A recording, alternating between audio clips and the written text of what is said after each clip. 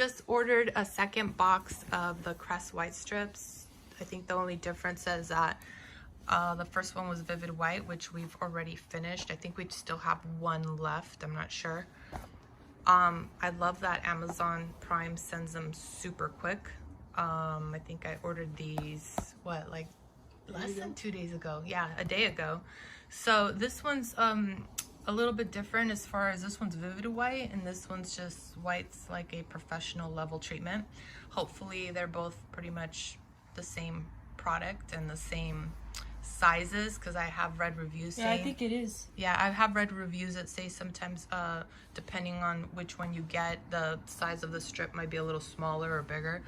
But thanks Amazon for being so fast on delivery, and I'll try to post some pictures of before and after once we get through the process, because I have been taking some pictures of before and after that pretty much still looks the same.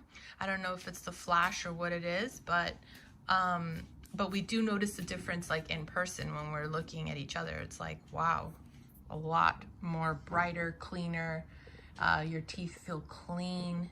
And it's funny because even after you eat, like normally my teeth feel a little dirty after I eat, but after using these strips, like they literally feel clean all day. All right, bye.